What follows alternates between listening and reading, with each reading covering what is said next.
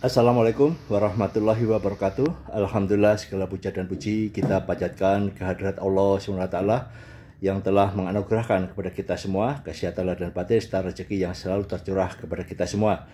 Khususnya di dalam melakukan bisnis ini kita bisa terhindar dari segala permasalahan yang mengkhawatirkan diri kita semua. Dan tentunya bisa terhindar dari segala resiko terkait bisnis ekspor. Salam dan salawat kita aturkan juga kepada junjungan Nabi besar Muhammad SAW beserta keluarga serta para sahabat beliau. Semoga kita semua bisa mengikuti syariat teladan yang telah beliau contohkan hingga akhir zaman nanti insya Allah. Rekan-rekan bujang ekspor, beberapa hari ini sangat viral terkait dengan UKM yang kena masalah denda kurang lebih 180 juta,57 ya, 118 juta,57, dan tentu ini adalah sesuatu yang sangat meresahkan bagi pelaku usaha tersebut. Tentunya juga ini sangat memberikan dampak yang sangat buruk, di mana teman-teman UKM yang lagi bersemangat dan tentunya mendapatkan order pertama kali ini ternyata tidak berbanding lurus dengan kenyataan di lapangan, sehingga menimbulkan masalah. Tentunya ini sangat berdampak. Efeknya adalah bisa jadi teman-teman yang lain, waduh ekspor itu begini sulit, beresiko, wah ternyata prosedurnya rumit, wah ada pihak-pihak lain yang memperkeruh dan lain sebagainya.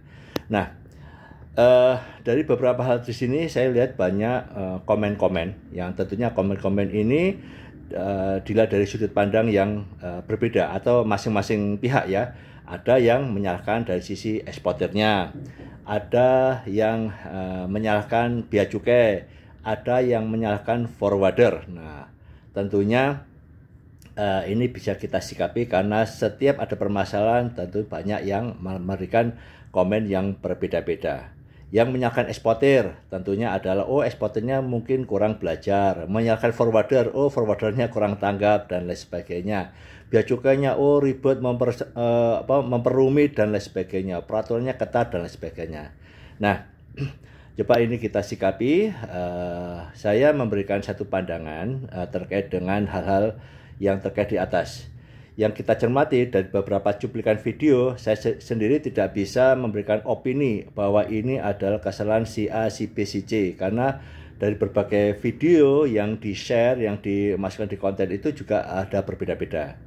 Tetapi ada poin yang saya garis bawahi bahwa ada permasalahan terkait dengan notul, ya, kesalahan di dalam pelaporan PEP, dan ada nota hasil intelijen, di mana dari kedua permasalahan ini menimbulkan denda, biaya, dan lain sebagainya. Nah, coba saya sedikit menguraikan terkait dengan pelaporan PEP.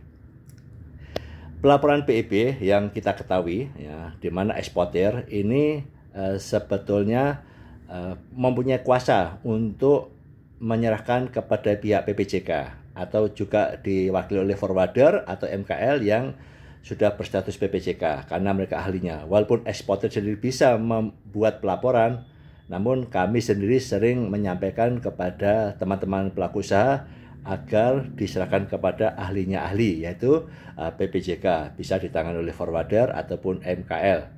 Nah, tetapi sebagai eksportir ini juga wajib memahami peraturan-peraturan, walaupun tidak ahli banget, tapi paling tidak ada poin-poin yang harus diperhatikan terkait dengan pelaporan PEP tersebut.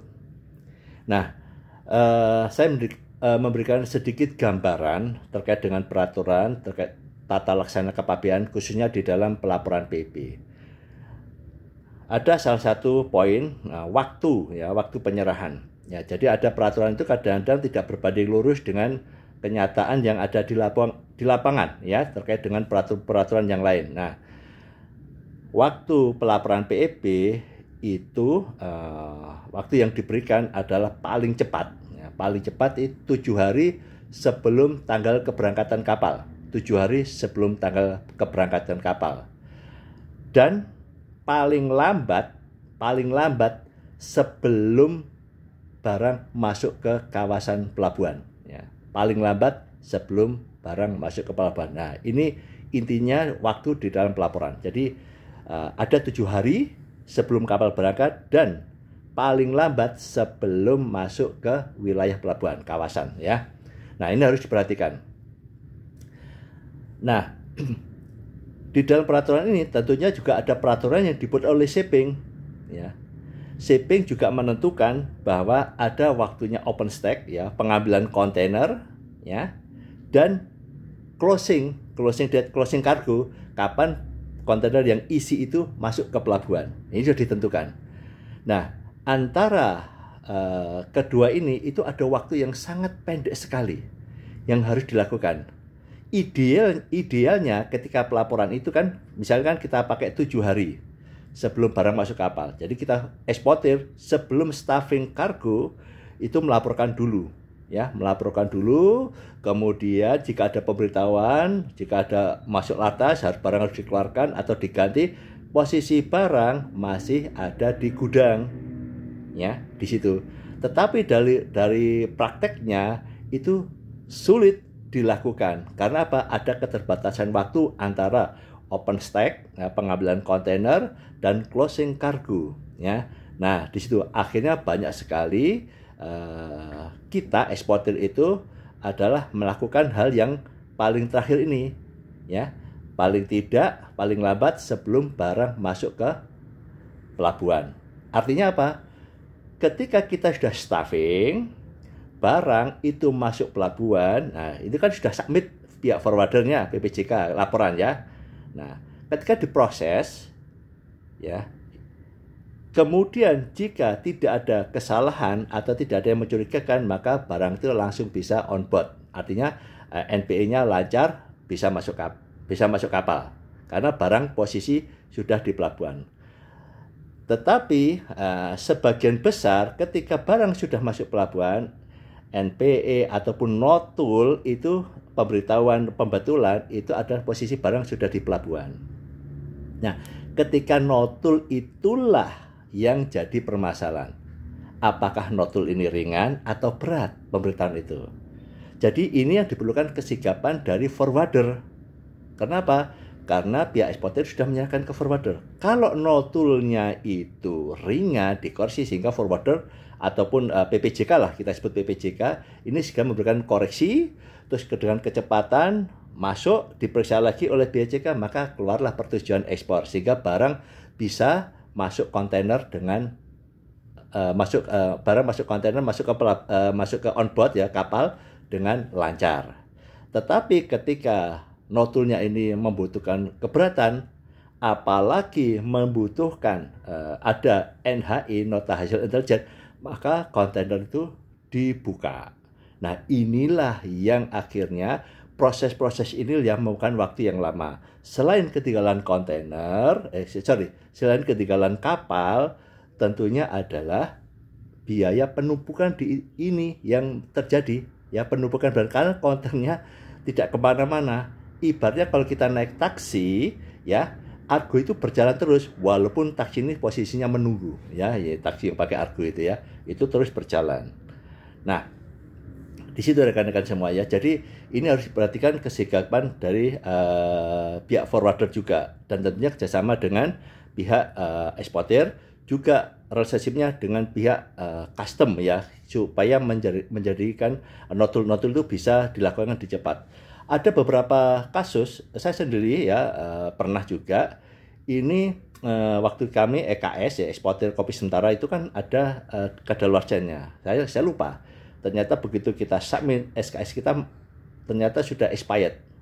Barang sudah masuk ya, sudah masuk ke pelabuhan. Nah, di sini ada satu kebijaksanaan ya, di mana kita ada kekhilafan ya, tidak kita sengaja karena yang lainnya sudah masuk, ternyata saya ada kesalahan, dan itu ada kebijaksanaan sehingga barang kami bisa ekspor, dan selanjutnya kami perbaiki untuk memperpanjang EKS. Ada juga kasus teman-teman ekspor di mana barangnya ini banyak ya, seperti kasus yang kemarin itu item barangnya banyak, satu kontainer. Nah, salah satu barang yang dikirim itu ada lartasnya.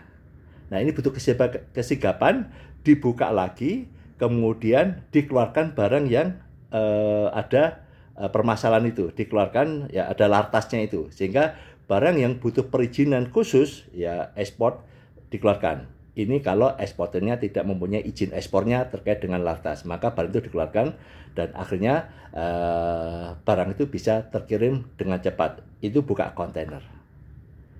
Problemnya ketika dilakukan seperti itu, kemudian ada hasil intelijen, ada barang-barang yang mencurigakan. Nah, inilah NHI, ya itu harus diproses. Ini yang lama, ya lama. Masuk lab dan lain sebagainya, karena ada nota hasil intelijen yang dimana bea cukai harus melakukan pemeriksaan. Nah, dan ini yang ditimbulkan sehingga barang yang sudah stay di situ selain ketinggalan kapal tentunya juga ada biaya yang harus ditanggung, sehingga kemarin itu teman ada 118,57 juta ya, artinya ini sangat berat sekali karena menanggung storage dan lain sebagainya. Nah, ini jadi ada beberapa pihak yang terkait ya, jadi butuh kecepatan. Nah, bagaimana sih menanggapi hal begini ya? Karena kalau saya masuk di ranah seperti begini ya, kalau saya usul nih ada kebijaksanaan dari pihak terkait. Karena apa? Ternyata dari hasil intelijen teman UKM kita ini Borneo Aquatic ditemukan tidak ada permasalahan dari intelijen itu, ya kan? Artinya dari hasil kelihatannya mencurigakan, ternyata tidak ada yang mengkhawatirkan. Artinya barangnya juga aman-aman saja. Kemudian barang yang dikirim juga limbah, dan dari pihak eksportirnya sendiri juga sudah melakukan prosedur yang baik, ya. Artinya ada beberapa hal yang sudah diselesaikan oleh mereka, ya. Jadi ekspornya juga tidak salah, ya, karena dia HS Code ini juga sudah mengikuti seperti barang-barang yang lalu sama kan, menurut beritanya begitu, sehingga mestinya nggak ada masalah. Jadi menurut saya pihak eksporternya juga sudah cukup berhati-hati. Oleh karena itu saya sendiri berharap ini ada kebijaksanaan dari pihak-pihak terkait, karena import eksporternya ini juga baru sudah melaksanakan kewajibannya, tidak ada barang-barang yang dinyatakan aneh-aneh ya. Karena dari hasil uji lab itu, hasil intelijen juga tidak permasalahnya.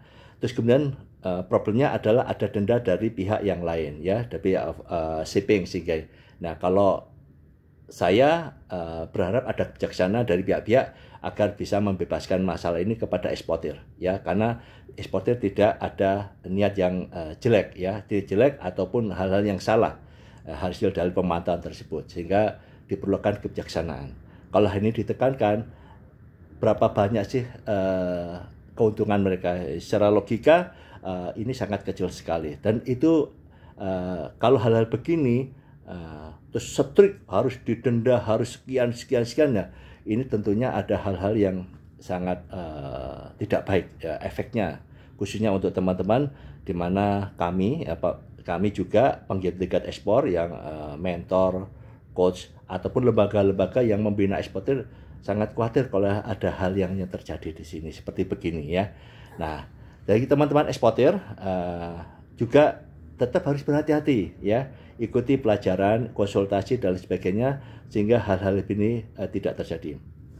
Oleh karena itu semoga permasalahannya Ibu Menteri Keuangan, kemudian dari pihak Asosiasi Logistik dan Forwarder Indonesia bisa memberikan kemudahan, keringanan ataupun pembebasan terkait dengan denda itu.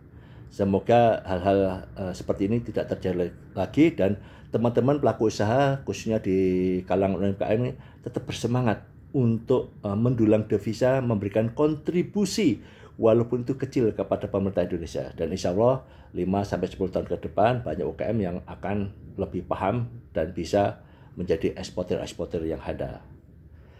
Nah, ini rekan-rekan, dari segala hal memang kita resiko itu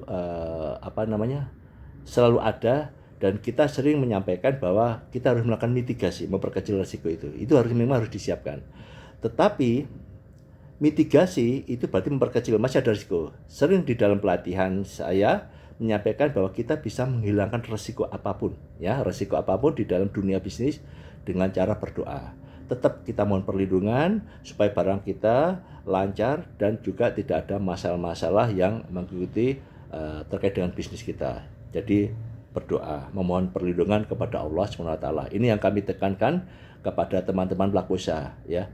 Karena semua risiko ini bisa terjadi kepada pemula ataupun yang senior yang punya frekuensi ekspor yang banyak, itu juga banyak terjadi. Kami pun banyak mengalami hal-hal tersebut dan itu bisa diselesaikan dengan baik dan alhamdulillah ini bisa menjadi pelajaran bagi kita semua. Oke, rekan-rekan semua, tetap semangat, ayo ekspor. Wassalamualaikum warahmatullahi wabarakatuh.